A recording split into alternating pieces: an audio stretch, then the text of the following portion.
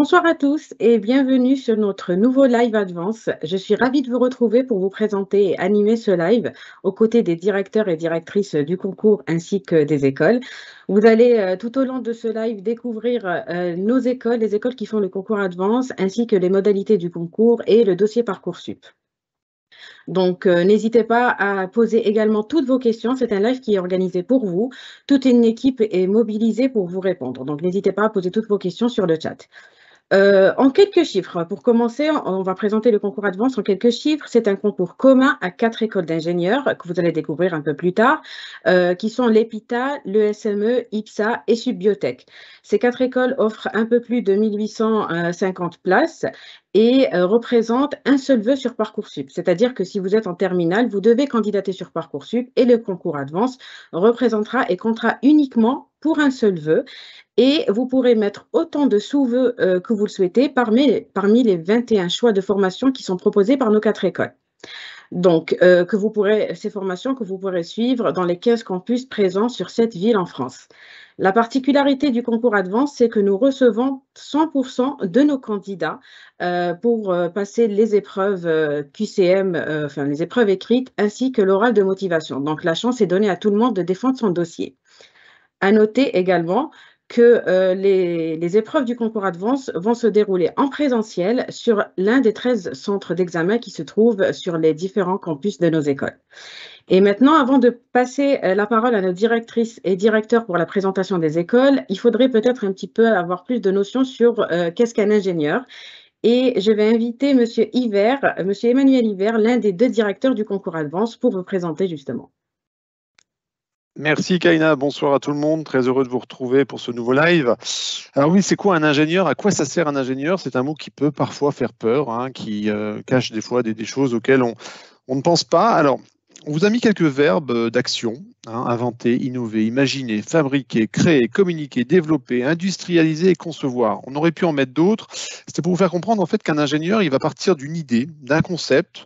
Et son rôle, c'est d'arriver à un produit fini, un produit qui va servir à améliorer le quotidien de l'humanité, tout simplement.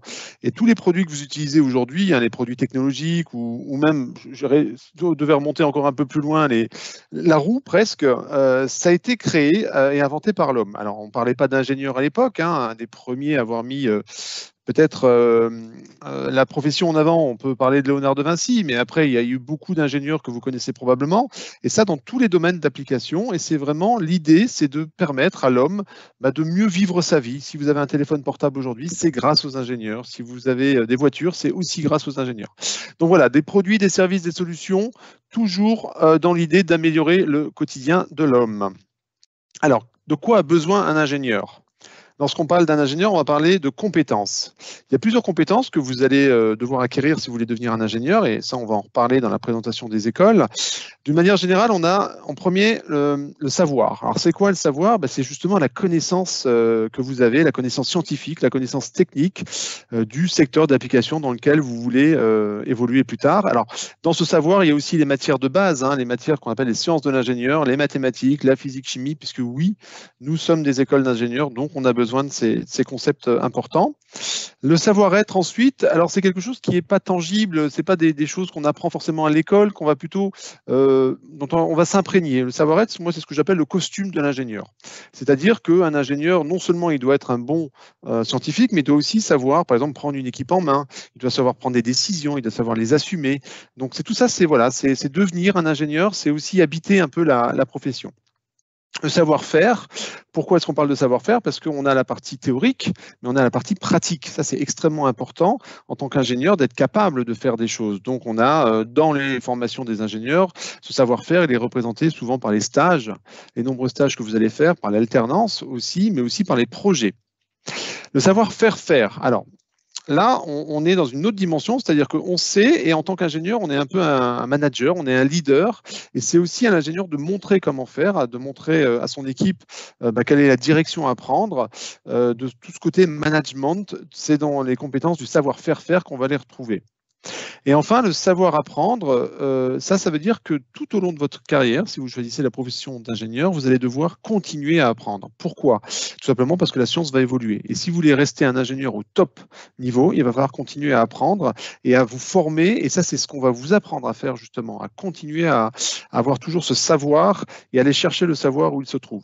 Donc, vous voyez, ces 5 compétences, elles sont vraiment importantes et nécessaires. Et quand on parle d'école d'ingénieur, on raisonne souvent en termes de compétences. Alors, pour quel métier? Alors, on va les découvrir avec la présentation des écoles dans le détail. Mais sachez d'abord une chose, c'est que pratiquement 60% des métiers qu'on aura dans 10 ans n'ont pas encore été inventés. Pourquoi? Tout simplement parce que chaque jour, on fait des découvertes scientifiques et toutes ces découvertes scientifiques amènent de nouveaux métiers. Que ça soit dans le vieillissement de la population, vous savez que la population veut vivre de plus en plus vieux. Donc, il y a des produits que l'on va faire pour vivre mieux, notamment au niveau de la cosmétique. Mais il y a aussi donc toute l'assistance à des personnes, par exemple, dans la mobilité. Donc, là aussi, il va falloir créer des nouveaux métiers. On parle de sécurité informatique. La sécurité informatique ne cesse d'évoluer. Donc, là aussi, on va devoir avoir de nouveaux métiers auxquels on ne pense pas forcément tout de suite aujourd'hui, en tout cas vous. Mais nous, en tant qu'école, on y pense parce que nous sommes entourés d'entreprises et on les interroge, on les questionne, ces entreprises, pour savoir quels sont les métiers qui vont émerger d'ici une dizaine d'années afin qu'on puisse déjà mettre en place les enseignements adéquats. On parle de mobilité souvent, et vous savez que le moyen de transport, il évolue. On essaye de voyager, alors loin, mais sans polluer. Ça aussi, c'est un secteur d'application qui va être très, très demandé à l'avenir. On parle de robotique, on parle de data science, on parle de biocarburant, on parle d'environnement. Donc voilà, tous ces sujets d'actualité font derrière des métiers et qui seront probablement des métiers d'ingénieur parce que là aussi, il y aura des choses à créer, des choses à inventer. Donc voilà, nous, école, on travaille pour votre avenir, pour le futur, et on essaye d'anticiper au maximum les nouveaux métiers qui vont arriver. Eh bien, merci, Monsieur Hiver, merci pour ces notions d'ingénieur. Nous allons sans tarder passer à la présentation des écoles et on va commencer par la première, l'école des ingénieurs en biotechnologie, qui va vous être présentée par la directrice générale Vanessa Fro. Merci beaucoup. Merci, Kaina. Bonsoir à tous. Donc, je vais avoir le plaisir de vous parler de Subiotech, donc école d'ingénieurs spécialisée dans les biotechnologies. Alors, Subiotech, je me permets de dire, c'est la petite dernière des 4 écoles d'ingénieurs Advanced, puisque nous avons été créés en 2004 pour répondre à un besoin en compétences sur des profils d'ingénieurs, besoin exprimé par toutes les entreprises des biotechnologies et de leur domaine d'application. Il me semble alors utile de vous rappeler en quelques mots ce que sont les biotechnologies. Les biotechnologies représentent la valorisation de tout le monde vivant à des fins utiles pour l'homme.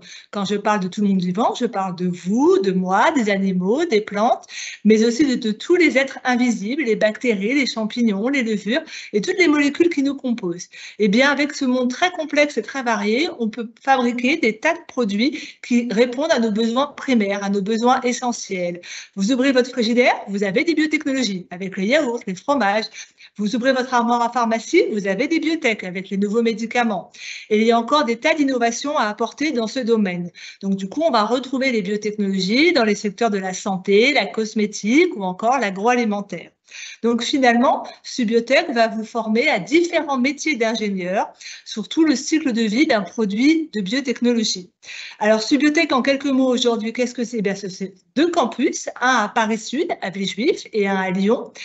C'est aujourd'hui également 1400 anciens, plus de 1200 étudiants, beaucoup de périodes de stage, je vous en parlais tout à l'heure. Et c'est également une école qui est reconnue pour sa démarche qualité avec la norme ISO 9001. Et nous avons l'honneur de faire partie d'une université européenne, Unigreen. Je vais vous présenter plus en détail le cursus de la formation d'ingénieur. Donc, la formation d'ingénieur, nous sommes une école post-bac, comme pour mes consoeurs et confrères. Donc, un cycle préparatoire intégré de 2 ans que vous pourrez intégrer après avoir passé le concours Advanced, suivi d'un cycle ingénieur sur 3 ans. Alors, durant le cycle préparatoire, on vous transmet les compétences fondamentales pour devenir ingénieur, avec des enseignements scientifiques.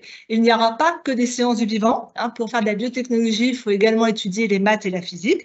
On On commence également à vous initier aux sciences économiques et sociales qui vous permettront de vous épanouir et de comprendre le monde du travail.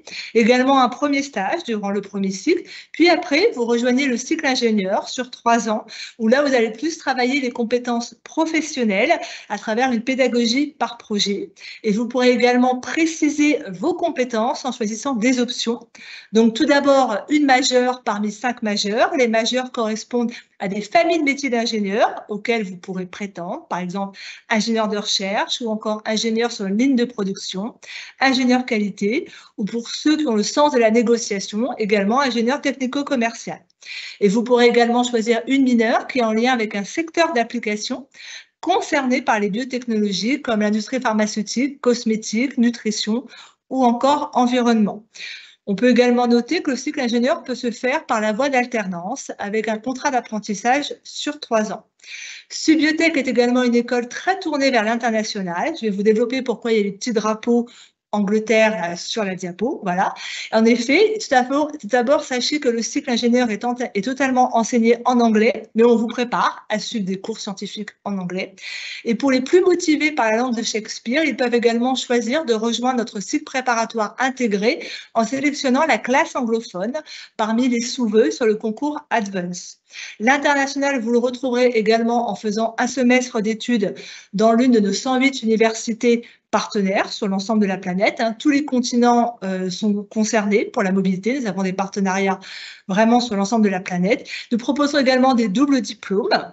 Donc vraiment beaucoup d'opportunités d'être à l'aise pour travailler dans un environnement international si vous le souhaitez à la suite de votre cursus. Enfin, que deviennent les anciens de Subiotech, plus précisément? Donc, quelques informations sur, voilà, merci, les statistiques d'insertion professionnelle. Donc là, il s'agit de la promotion 2022. Alors, tout d'abord, sachez que nos jeunes diplômés s'insèrent rapidement dans le monde du travail. En effet, un peu plus de 50% des étudiants signent un contrat avant la fin de leur stage de fin d'études et ils sont tous placés à plus de 95% au bout de 6 mois. La répartition par famille de métiers d'ingénieurs est vraiment propre à chaque promotion. Là, il se trouve que sur la 2022, on était presque à un tiers entre la recherche, la production qualité ou le marketing. Mais nous avons déjà eu des promotions plus recherche, entre guillemets, ou d'autres plus avec une connotation production plus forte. Nous avons également voilà, des jolis parcours dans des startups très connues. Je vais citer Moderna, je pense que vous les connaissez tous avec les vaccins anti-Covid. Nous avons une ancienne qui travaille chez Moderna. Nous avons également des anciennes très impliquées sur la transition écologique, avec notamment une jeune femme qui a créé son entreprise pour utiliser les légumes pas beaux, moches, pour faire par exemple des soupes ou d'autres desserts et du coup elle les revend en restauration collective. Vous voyez, autre exemple, puisqu'on peut aussi entreprendre après une formation d'ingénieur et nous avons quelques belles success stories. Je vais essayer de m'arrêter là, je suis très bavarde pour parler de cette école que je dirige depuis près de 20 ans avec beaucoup de plaisir et du coup je ne peux que vous encourager à venir nous voir pour en savoir plus, rencontrer nos élèves, nos enseignants, voir nos installations, nos laboratoires. À très bientôt, j'espère, soit à Paris dans 2 jours, 3 jours, oui, le 10 février, ou alors à Lyon, le samedi 17 février. Et maintenant, je vais passer la parole à la directrice générale de l'IPSA. Merci pour votre attention. Merci beaucoup, Vanessa. Bonjour à tous, je suis Anne-Ségolène Afscheit, directrice générale de l'IPSA. Alors l'IPSA, qu'est-ce que c'est? C'est la grande école de l'air, de l'espace, des mobilités durables de demain. Elle a été créée il y a plus de 60 ans maintenant et aujourd'hui, c'est une société à mission, membre de la conférence des grandes écoles et elle est habilitée à délivrer un titre d'ingénieur par la CTI. L'IPSA est située, comme vous le voyez, dans les 2 capitales de l'aéronautique et du spatial, Paris-Ivry et à Toulouse. Et aujourd'hui, on a la chance d'avoir plus de 2500 étudiants et 80 associations étudiantes. Donc, il y a beaucoup de dynamisme et d'enthousiasme au cœur de l'école, certainement porté par la passion. Alors, la formation d'ingénieur s'articule autour de 2 cycles. D'abord, un cycle préparatoire. Alors, qu'est-ce qu'on y fait? Évidemment, des sciences, de la technologie, des humanités, des langues, et puis des cours spécifiques en aéronautique et en spatial. Et puis, ensuite, on a un cycle d'ingénieur. Comme vous le voyez, il comporte une année d'approfondissement et puis 2 années de spécialisation autour de 9 filières. Elles sont toutes tournées, évidemment, vers l'aéronautique et le spatial. Donc, ça va de la conception, la propulsion, la création et la sécurisation de systèmes d'un engin spatial ou aéronautique. Donc, on a tout le panel. On est une école véritablement tournée vers l'aéronautique et le spatial. Alors, comme vous le voyez aussi sur le diagramme, vous pouvez très bien choisir aussi bien le site de Toulouse ou de Paris-Ivry, car il propose les 5 années du cycle ingénieur. Et puis, à Ivry, vous avez le choix de réaliser le cycle préparatoire en français ou en anglais. Alors, attention, il faut bien noter qu'à partir d'Aéro 4, donc la 4e année, l'ensemble des cours sont en anglais. Pourquoi? Parce que c'est un incontournable pour un ingénieur, évidemment, et qui plus est dans ce secteur qui est par définition international. Alors, ces filières, elles peuvent être complétées donc par des doubles diplômes en France et à l'international.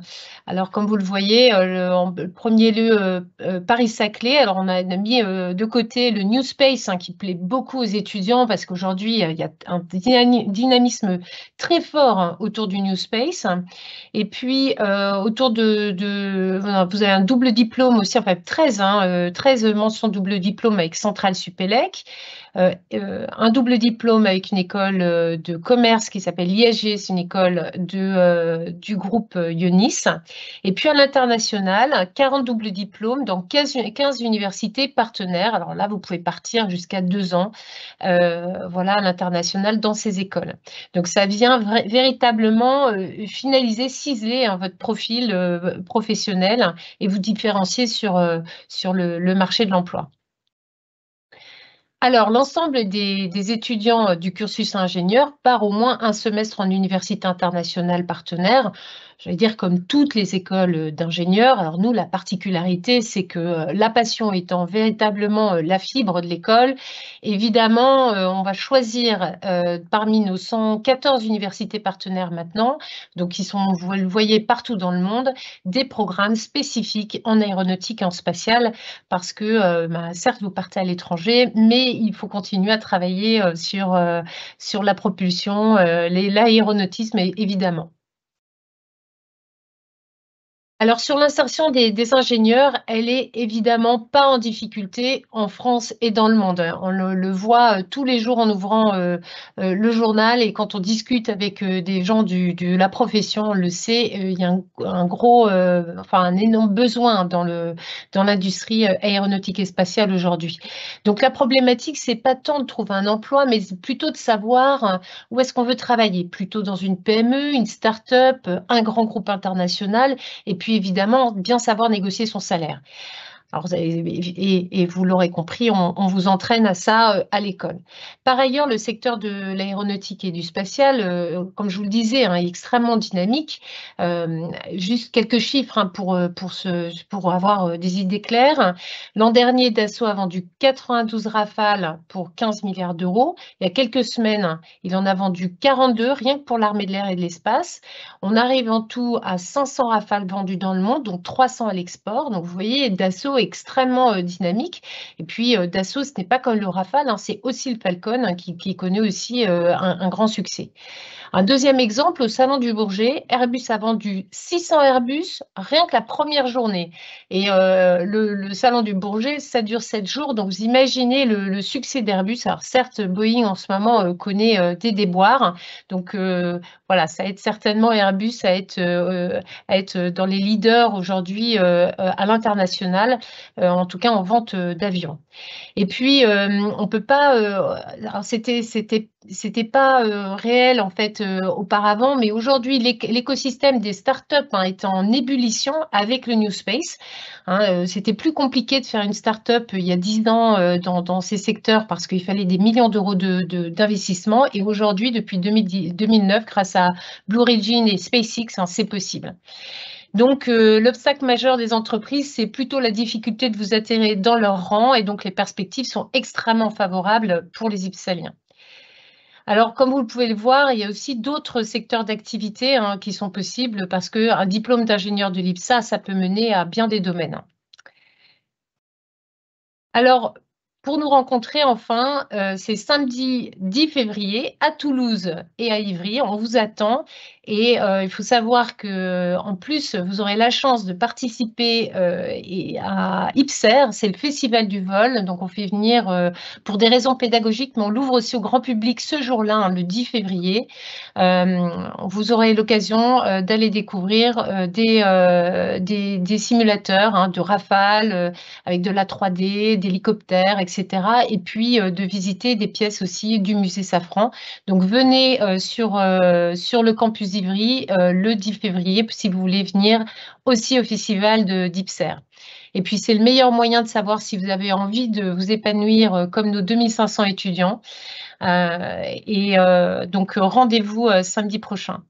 Alors, je passe maintenant la parole à Madame Bonnet, qui est directrice générale de l'ESME Sudria.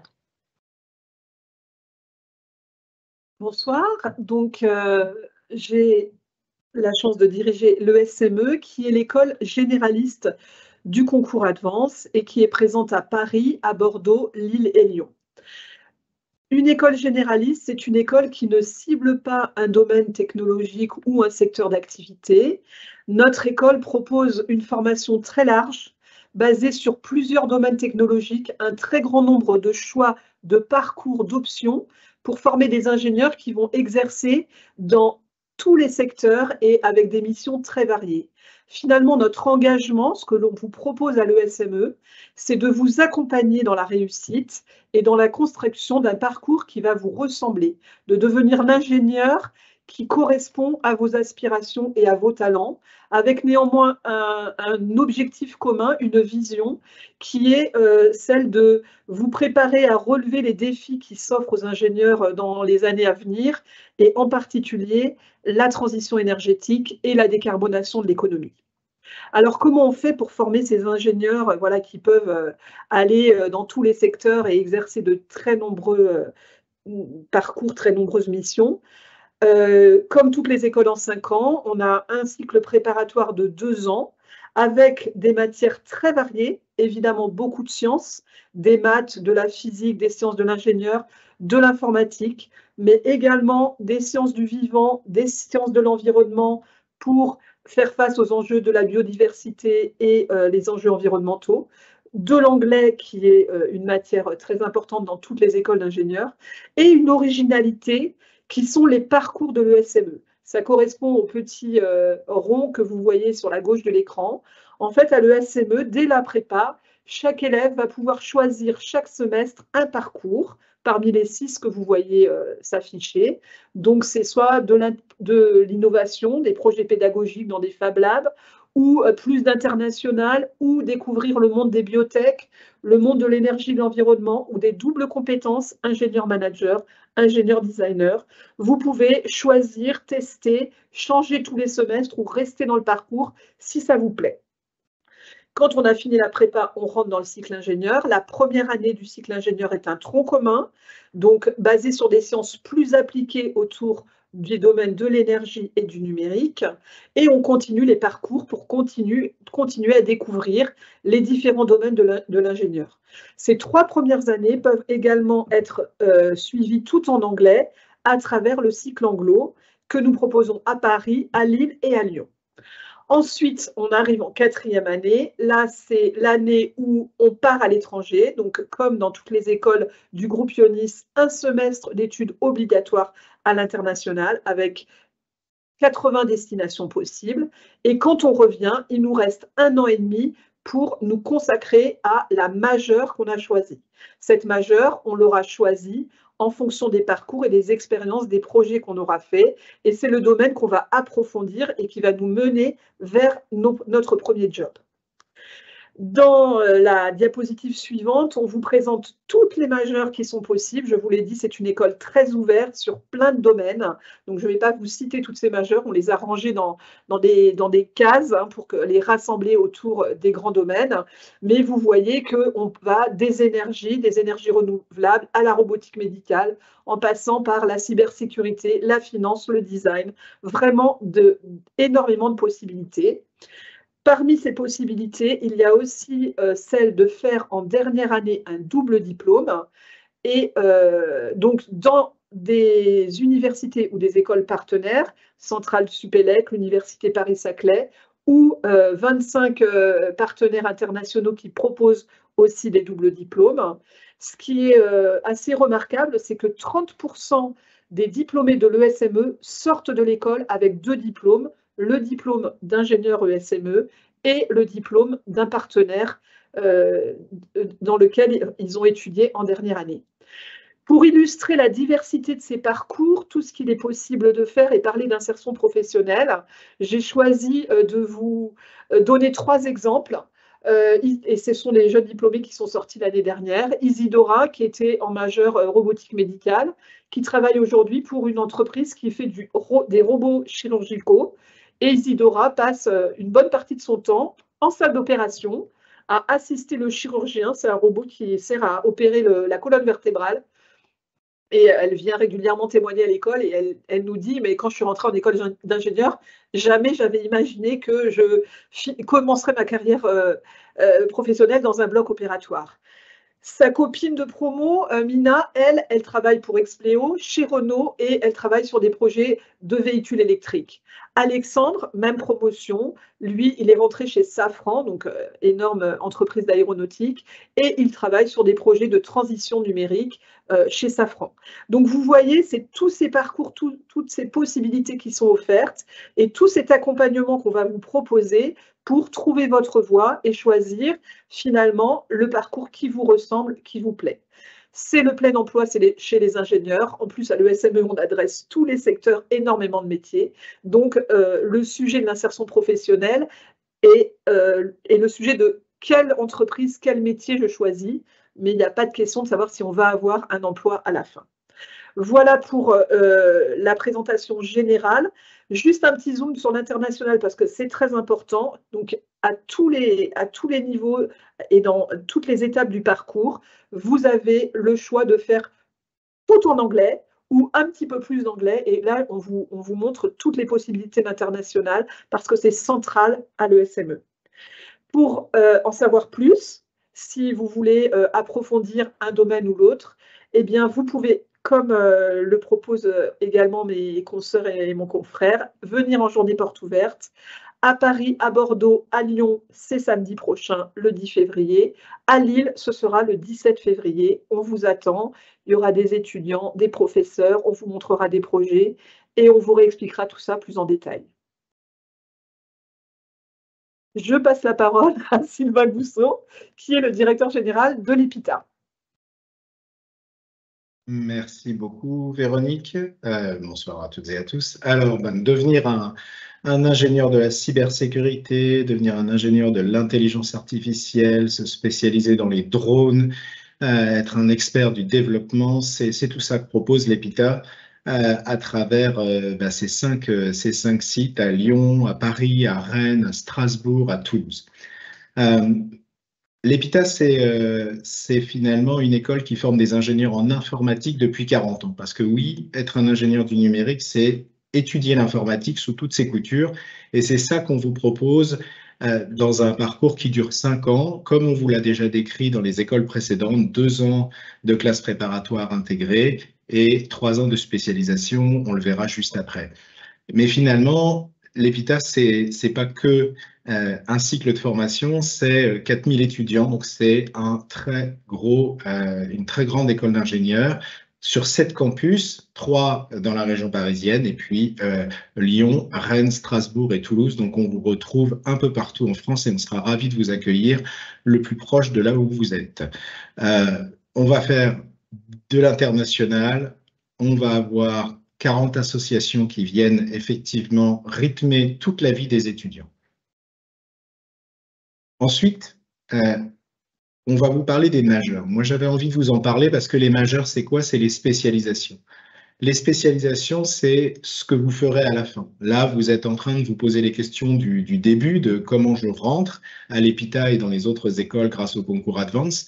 Mais c'est toujours bien de se projeter parce que quand on veut être un ingénieur du numérique, un ingénieur responsable, est-ce qu'on a envie d'être dans le management et l'innovation, aider les entreprises en leur apportant des conseils éclairés ou monter sa propre entreprise? Est-ce qu'on veut devenir un expert de la cybersécurité, un expert de la réalité virtuelle? Et là, on étudie dans le pôle Deep Tech. Ou bien est-ce que finalement, on se dit non, moi j'ai envie d'aider la santé avec de l'intelligence artificielle ou de travailler dans les transports intelligents avec, par exemple, les voitures autonomes. Donc tout ça, c'est ce que vous permet de faire l'EPITA, puisque finalement, ce qu'on vous offre, c'est une base en informatique, mais surtout un parcours pour chacun, un parcours spécialisé pour chacun. Il peut être anglophone, il peut être par l'apprentissage, il peut être effectivement autour de la recherche, autour du management ou de l'entrepreneuriat. Donc, un parcours pour chacun, c'est ça qui nous caractérise avec une solide base en informatique que vous acquérez au cours de ces 5 années. L'insertion professionnelle n'est pas un problème quand on sort de l'EPITA pour 2 raisons. La première, c'est que ça fait 40 ans qu'on forme des ingénieurs en informatique, donc on connaît un peu notre métier et on est très fiers d'en avoir formé plus de 9000 qui sont aujourd'hui dans plus de 40 pays. Et puis, il y a une autre raison que vous connaissez sûrement, c'est que on a besoin d'ingénieurs du numérique et d'ingénieurs en informatique partout en France et dans le monde. C'est beaucoup de secteurs qui ont besoin d'avoir des experts du numérique qui sont capables de concevoir les solutions de demain. Donc, on va les retrouver dans tous les secteurs. Donc, si vous voulez travailler dans la santé, si vous voulez travailler dans les transports, si vous voulez travailler dans les médias, dans les télécommunications, ou si vous voulez travailler auprès des plus grands noms de l'informatique et du numérique, effectivement, l'EPITA a des alumni un peu partout. Des alumni, c'est les anciens élèves, a des anciens élèves partout dans ces secteurs. Et on y trouve très rapidement du travail. Il y a plus d'offres d'emploi que d'étudiants, parce que c'est un secteur en tension.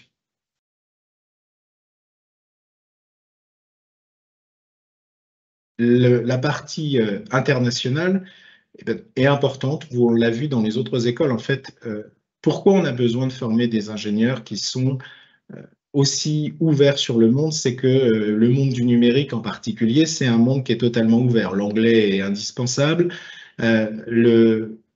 côtoyer des nationalités différentes, c'est indispensable et ça vous arrivera tout au long de votre carrière si vous passez par l'EPITA. Et donc, nous, ce qu'on vous offre, finalement, c'est de vous immerger déjà dans cet univers. Il y a déjà 400 étudiants étrangers, parfois 500 qui sont sur le campus. On a plus de 40 nationalités différentes. On a ce parcours anglophone qui est accessible dès la première année. Vous avez des majeurs, dont on parlait tout à l'heure, qui sont entièrement en anglais. Donc, c'est tout un univers international qui se... au moment où vous faites votre semestre d'échange à l'international avec plus de 100 universités partenaires.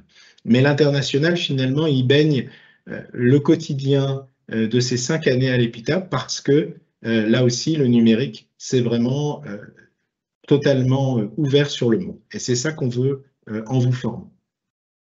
Et je terminerai en vous invitant, comme toutes mes collègues juste avant, aux journées portes ouvertes. De toute façon, venez. Si vous êtes intéressé par une école, par l'EPITA ou par les autres écoles, venez nous rencontrer. C'est comme ça qu'on choisit. Donc le samedi 2 mars ou le samedi 9 mars, à Strasbourg, à Toulouse, ou à Lyon, à Paris et à Rennes. Merci. Merci à tous à toutes nos directrices et directeurs pour ces présentations. Les écoles n'ont plus de secret pour vous. On va passer à une première session de questions-réponses et je reste avec vous, Monsieur Gousseau. J'ai quelques questions qui ont été posées sur le chat et je vous rappelle qu'on ne pourra pas répondre à toutes les questions en direct, donc n'hésitez pas à les écrire sur le chat. Les équipes vont pouvoir vous répondre. Donc, Monsieur Gousseau, j'ai une question qui dit, est-ce que l'EPITA propose une spécialisation en cybersécurité dans la formation ingénieur ou est-ce seulement accessible sur le bachelor? Alors, merci pour cette question. Je ne sais pas si on m'entend là, mais voilà, merci pour cette question.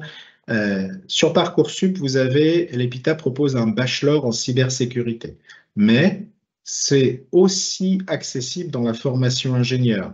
Tout à l'heure, on est passé un peu vite sur les transparents, mais on a bien une formation en cybersécurité de très haut niveau, la majeure SRS, qui permet pendant 1 an et demi de se spécialiser en cyber.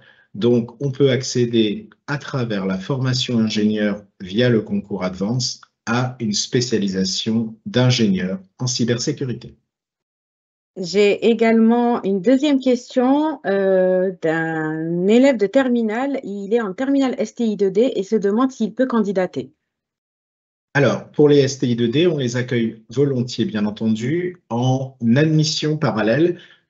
Parcoursup n'a pas ouvert au terminal STI 2D, mais nous, les terminales STI 2D, on est heureux de les retrouver à travers une admission parallèle. Vous allez directement sur le site epita.fr et vous allez retrouver la possibilité de déposer votre dossier. Vous passerez des QCM et vous passerez également un oral de motivation, un peu comme dans le concours Advance. C'est une admission parallèle. Merci, Monsieur Bousseau. Je vais poser maintenant quelques questions à Madame Abchet, la directrice de l'IPSA. C'est une question qui revient souvent. Est-ce que c'est possible de devenir pilote de ligne après l'IPSA? Ah, mais oui, tout à fait. Tout à fait, effectivement, Cindy, on peut être pilote de ligne après l'IPSA. En fait, on a un partenariat avec une école de pilotes de ligne qui s'appelle Aéro-Pyrénées. Et donc, nos étudiants, en fait, ça permet de valider un certain nombre de compétences avant. Voilà. Et puis, ils ont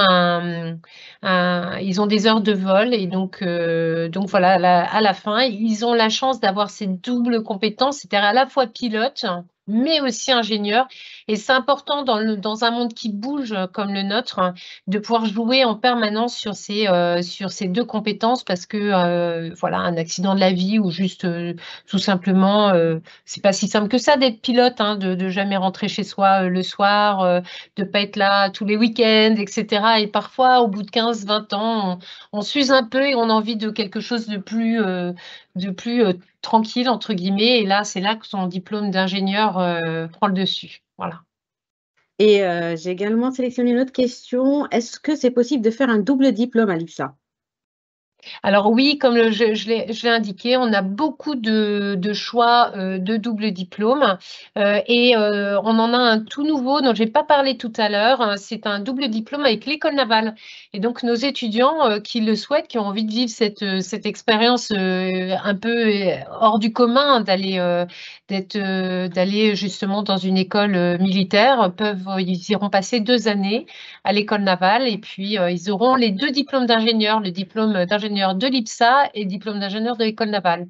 Et donc, comme je l'ai présenté tout à l'heure, on a des doubles diplômes à l'international dans très belles universités partenaires qui sont reconnues dans le monde entier, Centrale, Paris-Saclay. Voilà, il y a un vrai choix pour aller creuser son sillon et sa passion surtout.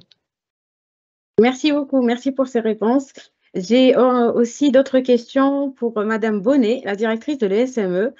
De quelqu'un qui dit, est-ce qu'on peut tester plusieurs parcours à l'ESME et surtout, est-ce qu'on est sûr de faire le parcours que l'on souhaite quel que soit le campus?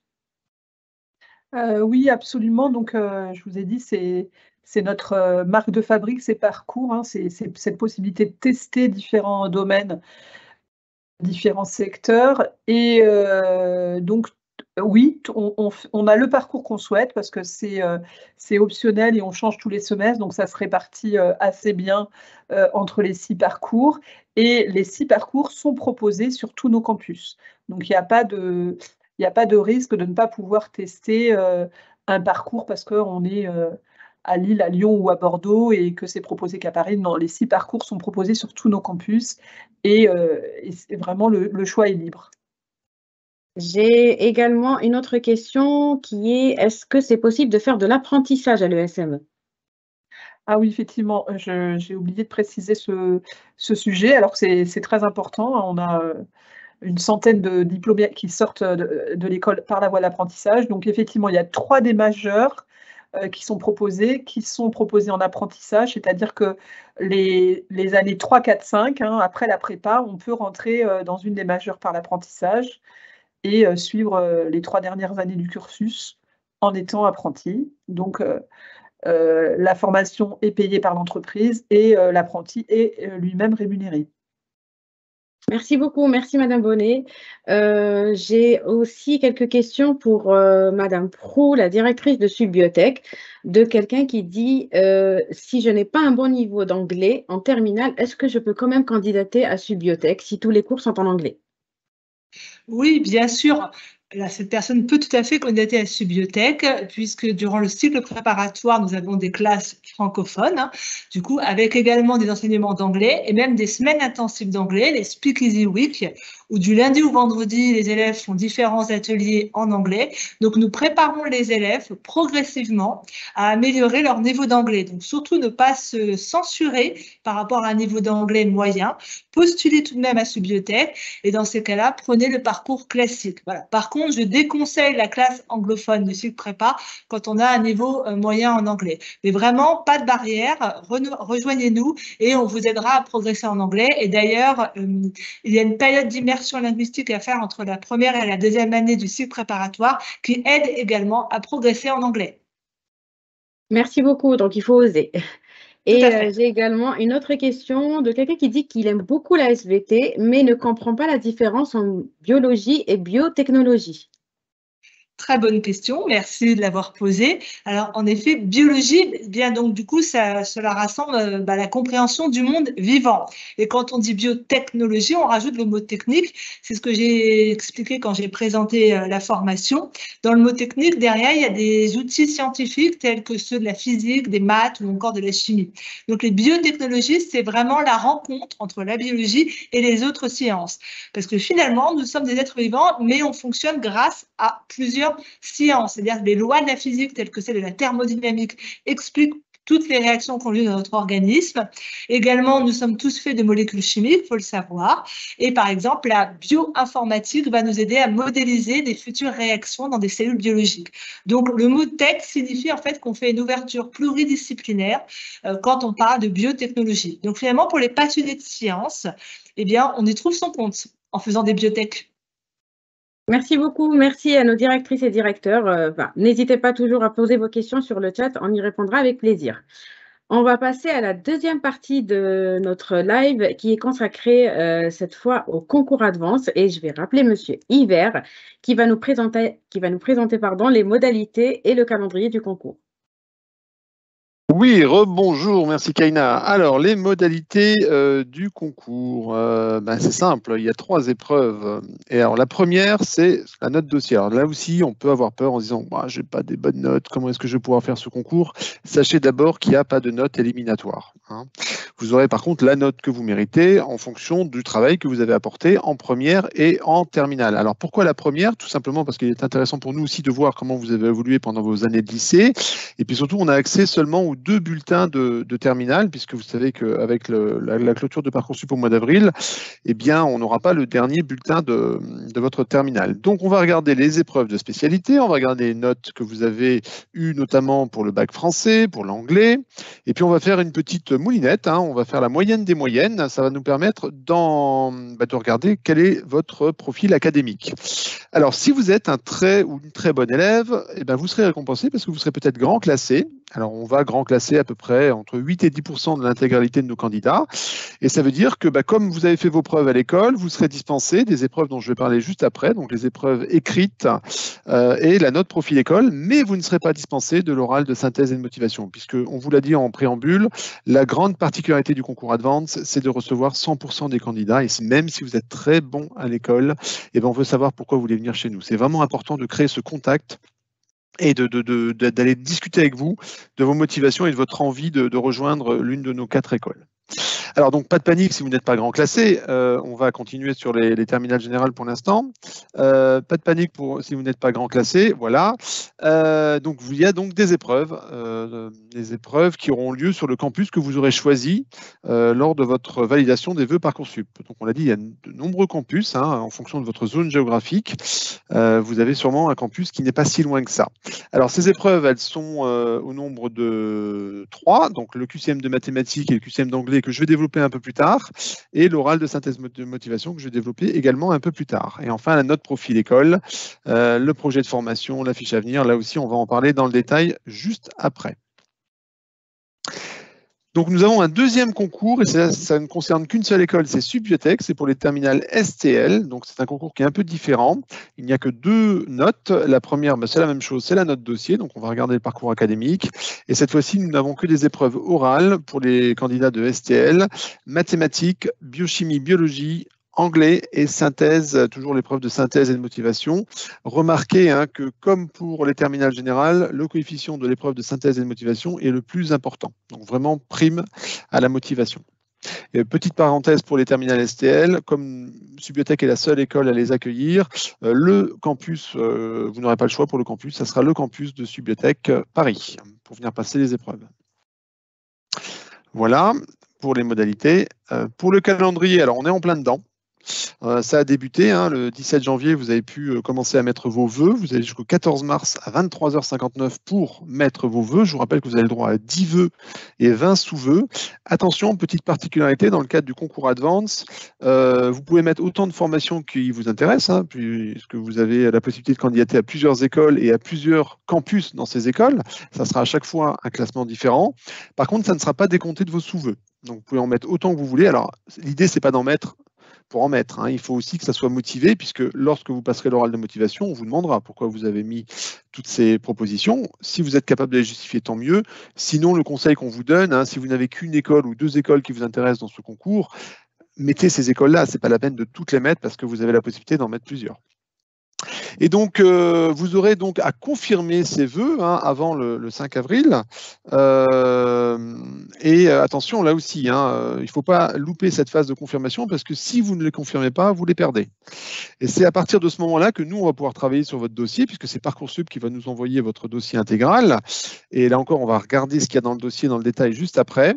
Et là, on va commencer à travailler sur votre dossier. On va établir la liste des grands classés et puis on va commencer à vous convoquer donc sur le campus à partir du 11 avril pour certains campus et on peut aller jusqu'au 7 mai. On a un calendrier qui est assez contraint par les dates de Parcoursup parce qu'après, il faut remonter les classements à Parcoursup et c'est Parcoursup qui vous donnera les résultats directement à partir du 30 mai pour la phase principale jusqu'au 12 juillet et commencera aussi après la phase complémentaire. Merci Emmanuel. On va passer à la partie qui concerne les épreuves. Mais avant tout, je vais vous expliquer un petit peu comment ça va se passer en ce qui concerne les convocations. Donc, comme on l'a expliqué tout à l'heure, tous les candidats Advance seront convoqués par mail. Ils vont recevoir leur convocation par mail sur l'adresse mail qu'ils auront renseignée sur Parcoursup. Les convocations sont envoyées au fur et à mesure, donc ne vous inquiétez pas, tous les candidats sont convoqués. Si vous ne recevez pas votre convocation au début, vous allez la recevoir, il ne faut pas vous inquiéter. Elles sont envoyées au minimum 5 jours avant la date de votre passage et ne vous étonnez pas si vous êtes convoqué un dimanche. Le concours se déroule sur 3 semaines, du 11 avril au 7 mai, tous les jours de la semaine, y compris le samedi et le dimanche. Il faut noter également que les 3 épreuves, le QCM de maths, le QCM d'anglais ainsi que l'entretien de motivation se passent le même jour. Donc, il faudra compter à peu près entre 3h et 3h30 de présence au centre d'examen. Le centre d'examen, ce sera celui que vous aurez choisi sur Parcoursup ainsi que le jury. Vous avez également la possibilité sur Parcoursup de choisir le jury avec lequel vous souhaitez passer votre entretien de motivation. Donc, voilà en ce qui concerne les convocations et je vous redonne la parole, Monsieur Hiver, pour nous expliquer un peu plus dans le détail en quoi consistent les épreuves. Voilà, on va rentrer dans le vif du sujet. Alors, je vous ai parlé donc des QCM d'anglais et des QCM de mathématiques. Le QCM d'anglais se portera donc sur le vocabulaire, la grammaire, la compréhension écrite. 30 questions, 30 minutes. Voilà, il ne faut pas stresser. Alors, notre barème, il est simple. Vous ne répondez pas à une question, vous n'avez pas de points négatifs, vous n'avez pas de points du tout. Des fois, il vaut mieux ne pas répondre à une question lorsqu'on ne sait pas. Vous répondez bien à la bonne réponse, plus 2. La mauvaise réponse, moins 0,5. Pourquoi est-ce qu'il y a un malus? Tout simplement pour éviter les réponses au hasard. Vous n'êtes peut-être pas habitué au QCM, mais vous allez voir que c'est un mode d'évaluation qui est assez commun et assez courant dans le supérieur. Pour le QCM de mathématiques, coefficient 4, celui-ci, coefficient 3 pour le QCM d'anglais, durée 1h30, donc 50 questions, dont 8 facultatifs. Pourquoi? Tout simplement parce que nous nous sommes adaptés à la réforme. Vous savez, cette année, les épreuves de spécialité auront lieu un peu plus tard et on ne pourra pas donc les prendre en considération dans la note dossier. Et surtout, il risque d'avoir des lycées qui ne suivent pas tout à fait le même programme et des candidats qui arrive au mois d'avril avec des notions qui ont été vues ou pas vues. Donc pour éviter tout problème et pour garder une certaine équité, nous avons décidé de mettre 8 questions facultatives auxquelles vous n'aurez pas à répondre. Donc finalement, si vous voulez avoir 20 sur 20, il faudra répondre bien et juste à 42 questions. Par contre, on ne vous empêche pas de répondre à ces 8 questions facultatives. Et là rentre en jeu donc la stratégie, hein, puisque si vous avez une bonne réponse, vous pouvez même avoir des points supérieurs. Par contre, si vous ne répondez pas bien à cette question, vous aurez des points négatifs. Donc voilà, ça sera à vous d'ajuster vos réponses, sachant qu'on vous notera sur 42 questions ou plus en fonction de ce que vous aurez choisi. Voici pour les épreuves écrites. On va passer maintenant à la fameuse épreuve de l'entretien de synthèse et de motivation. Pourquoi je dis fameuse? Parce que c'est coefficient 7 et c'est vraiment un moment très important pour nous. C'est le moment où on peut vous rencontrer, où on peut discuter avec vous. Rappelez-vous, hein, sur Parcoursup, vous allez pouvoir choisir aussi le jury d'école avec lequel vous souhaiteriez passer cet entretien de synthèse et de motivation. Le petit conseil qu'on vous donne, c'est de choisir le jury peut-être de l'école qui vous intéresse le plus dans le concours. Comme ça, vous avez la possibilité de parler directement avec des gens de cette école, que ce soit des enseignants, que ce soit des anciens, que ce soit des gens qui travaillent dans les différents services des écoles. C'est toujours intéressant.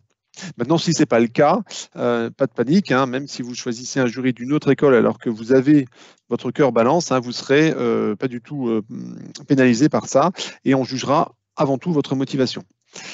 Alors, c'est quoi cet entretien de synthèse et de motivation? C'est c'est tout simplement une discussion. Ce n'est pas un interrogatoire. Hein. L'examinateur ne va pas vous poser des questions et à vous de répondre et on repose une autre question et réponse. C'est vraiment engager une discussion. Vous allez voir, c'est dans un esprit de bienveillance totale. C'est vraiment savoir qui vous êtes, creuser un peu, regardez vos notes aussi parce que l'examinateur aura accès à votre dossier entier Parcoursup, notamment à vos bulletins.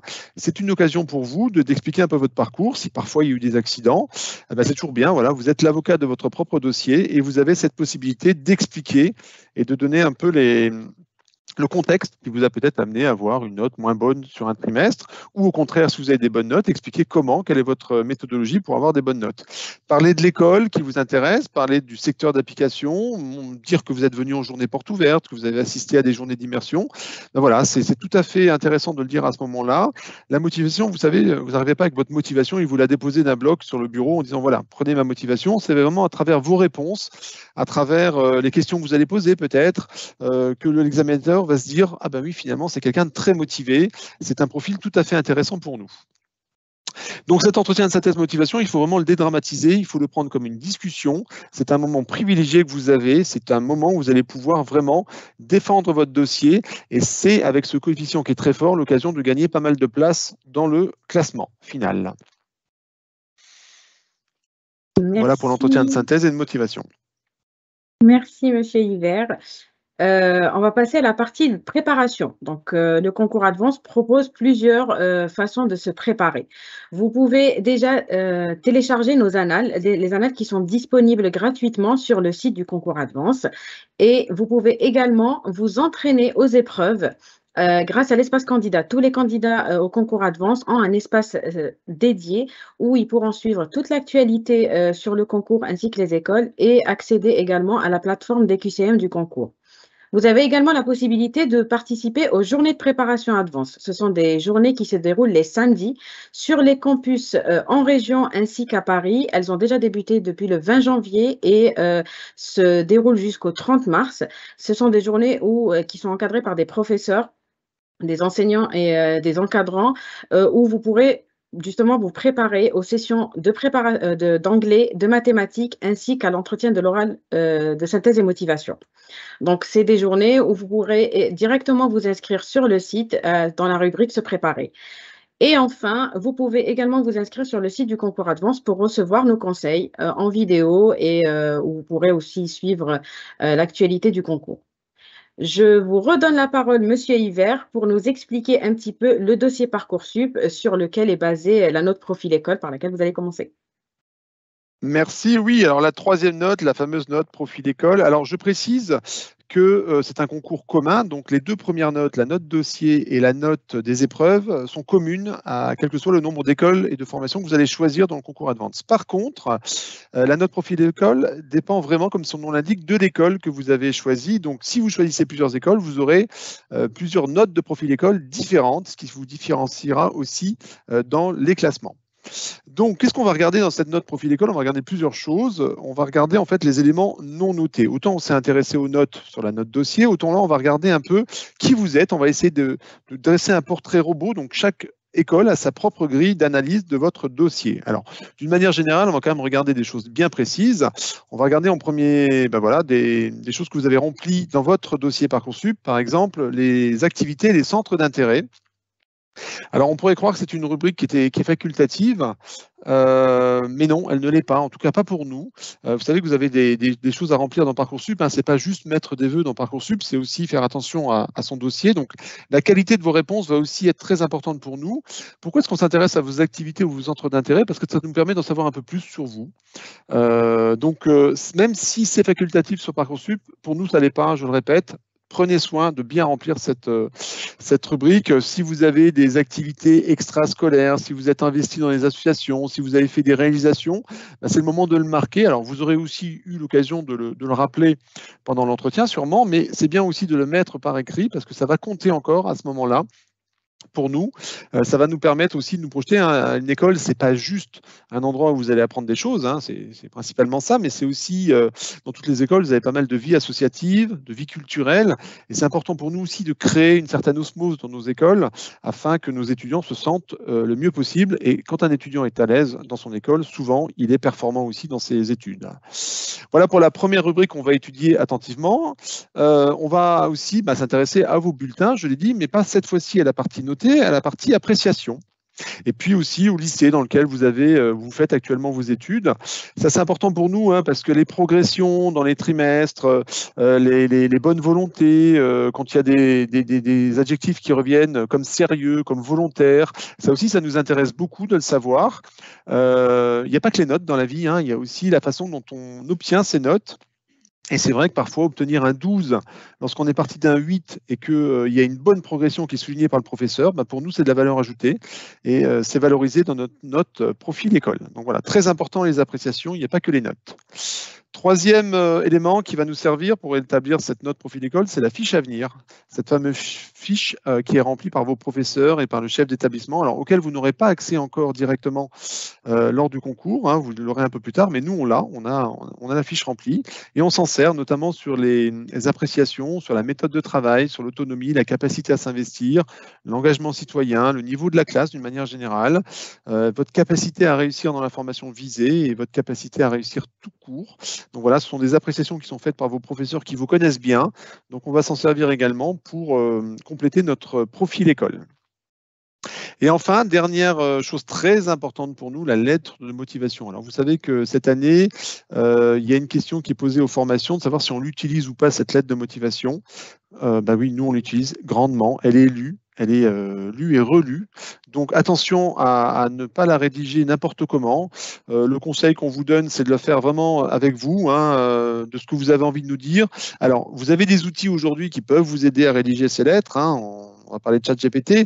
L'idée, c'est pas de la faire uniquement par ChatGPT, ça va se voir. Et puis surtout, ce que vous allez mettre dans votre lettre, ça va servir aussi probablement lors de l'entretien de motivation. Donc attention, ne négligez pas cette partie-là non plus. Mettez des choses intéressantes, mettez peut-être des points que vous allez pouvoir redévelopper lors de l'entretien.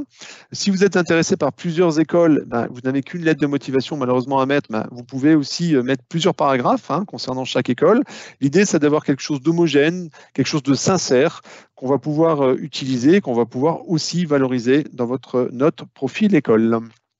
Donc vous voyez, ces 4 éléments sont très importants pour nous et ça va nous permettre de mieux vous accueillir si jamais on vous voit à la rentrée. Avec plaisir. Merci beaucoup. Merci, Monsieur Hilbert. Vous restez avec moi parce qu'on passe à la deuxième session de questions-réponses qui concerne surtout les modalités. Et une très bonne question d'un lycéen qui est à l'étranger et qui se demande comment passer les épreuves. Est-ce qu'il doit se déplacer en France? Alors effectivement, on a parlé des campus en France, mais on n'a pas parlé de l'étranger. Oui, que faire quand on est loin? Eh bien, on ne va pas vous faire venir. Déjà, ce n'est pas bon pour la planète, pour l'empreinte carbone. On va utiliser un moyen qui est très simple, qui est la visio. Donc, on va tout faire en visio, et vos épreuves écrites, et bien sûr l'entretien de synthèse et de motivation. Donc, ça marche très bien. On a pu le tester lors du Covid, et on est maintenant très expert sur ce mode de visio. Donc, vous serez monitoré, vous serez supervisé lors des épreuves, mais ne vous inquiétez pas. c'est un moyen qu'on sait maîtriser maintenant et vous ne serez absolument pas pénalisé dans ce mode d'examen. Donc la visio, alors attention, je précise quand même pour que tous ceux qui habitent en France, sur le territoire français, là par contre, c'est présentiel obligatoire. Hein. La visio, c'est vraiment réservé aux gens qui sont loin, qui ne peuvent pas venir à l'étranger. Et petite parenthèse, si on vous posez la question, donc on parle des dom-tom, bien sûr, par contre la Corse n'est pas considérée comme un dom-tom. Hein. Si vous êtes en Corse, nous n'avons pas de centre d'examen en Corse, mais on vous demandera de venir dans un centre d'examen en métropole.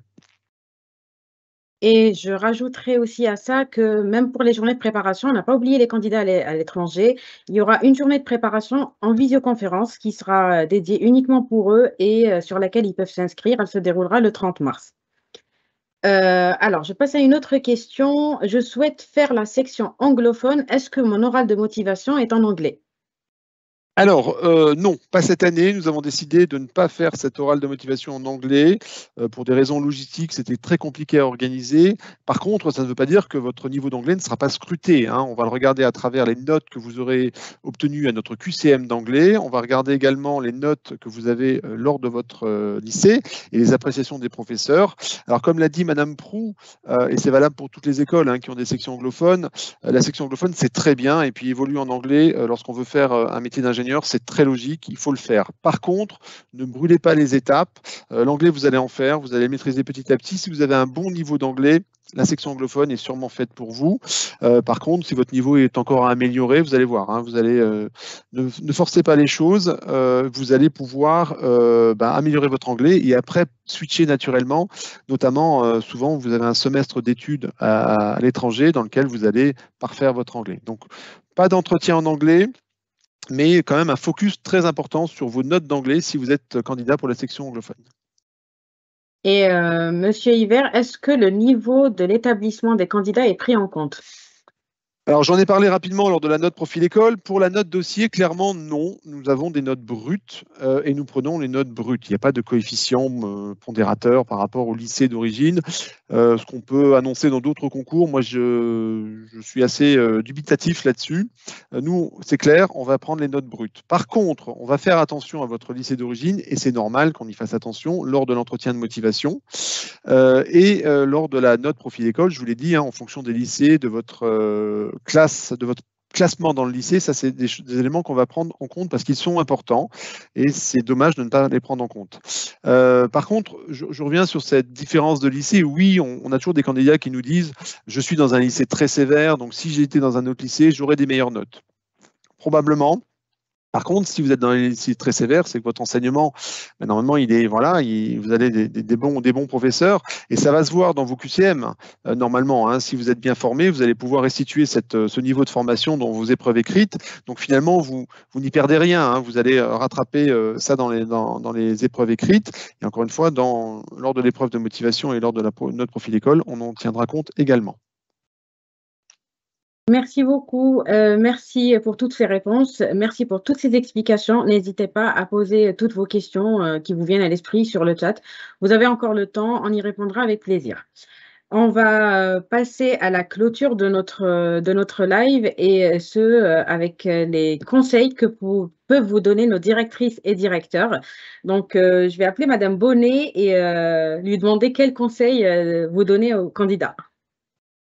Alors, le premier conseil, c'est si vous êtes intéressé par une de nos écoles ou par le cycle anglo d'une de nos écoles, eh bien, il faut candidater, il faut tenter votre chance. Il ne faut pas essayer de savoir avant de passer le concours si vous allez être reçu. C'est une situation à laquelle on est très souvent confronté. Des gens qui essaient de dire « mais est-ce que j'ai une chance ou pas ?» Eh bien, chacun son rôle. Vous, votre rôle, c'est de passer le concours et nous, notre rôle, c'est de vous sélectionner et de vous dire si vous avez la possibilité d'entrer dans une de nos écoles. Et si on vous dit oui, c'est que vous avez la possibilité de réussir. Donc, faites-nous confiance et faites-vous confiance et passez le concours.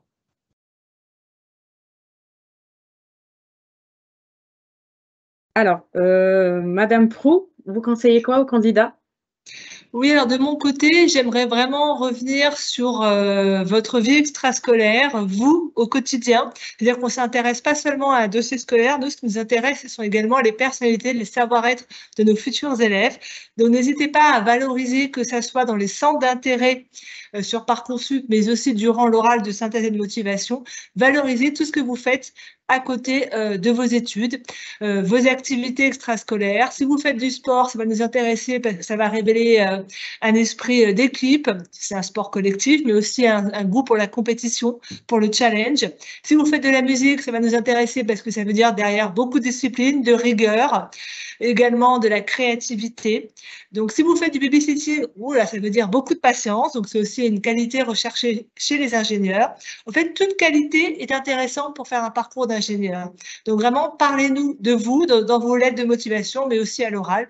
Bref, on ne s'intéresse pas qu'aux notes, on s'intéresse à vous en tant que jeune homme et jeune femme. Donc, maintenant, je vais passer la parole à ma consoeur de l'IPSA, Anne-Ségolène, pour d'autres conseils. Merci beaucoup, Vanessa. Alors, c'est un petit peu dans la même lignée que Vanessa enfin, Vanessa Proulx, la directrice de Subbiotech, sur ces personnalités qu'il faut exprimer dans la lettre de motivation. Comme M. Hiver vous l'a dit, elles sont obligatoires dans le processus d'évaluation globale pour le concours Advance. Donc, c'est un passage obligé. Le faites pas comme une corvée. Prenez-vous, enfin vraiment faites-le avec de l'avance en essayant d'expliquer pourquoi votre profil est cohérent avec l'école que vous visez, ça c'est important. Et individualisez-les bien parce qu'en fait, nous, on les lit et on s'intéresse vraiment à vous. Donc dites-nous qui vous êtes, hein, ce qui vous passionne. Alors, voilà, si c'est les biotechnologies, parlez-nous des biotechnologies. Pourquoi, qu'est-ce que vous avez compris? Pourquoi ça vous passionne? Pourquoi vous êtes allé nous voir en journée porte ouverte? Voilà, et si c'est l'aéro, si c'est le spatial, si vous rêvez de voler, si vous voulez faire voler des choses, voilà, aller conquérir Mars et construire des outils pour ça et des micro-robots pour ça, eh bien, dites-le nous.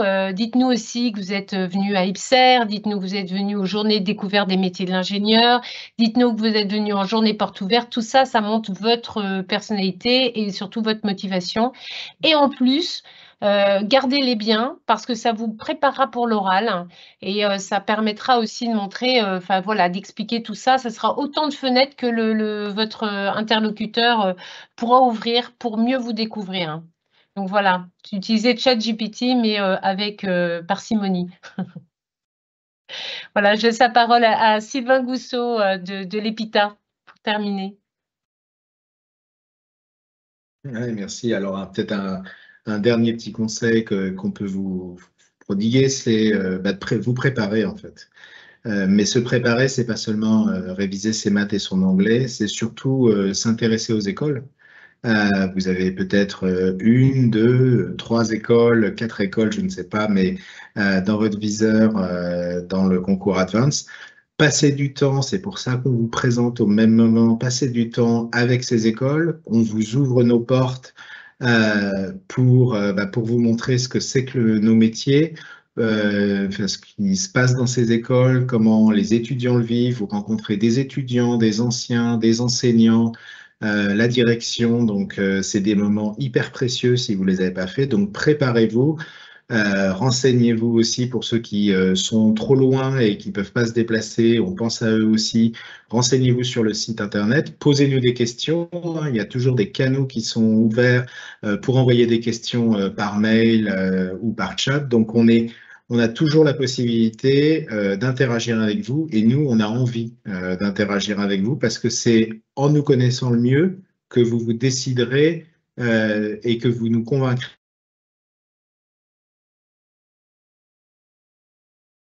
Je crois qu'on a un petit problème technique.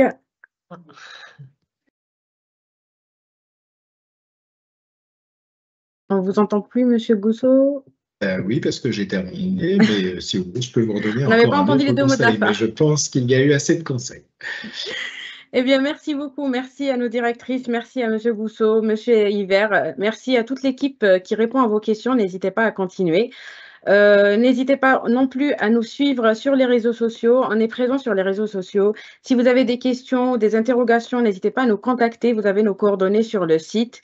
On espère qu'on a pu répondre à pas mal de vos interrogations et j'espère qu'on pourra vous retrouver à notre prochain live. D'ici là, je vous souhaite une excellente soirée. Bonnes vacances à ceux qui seront en vacances la semaine prochaine en espérant que la météo sera clémente. Donc, je vous dis merci et à très bientôt.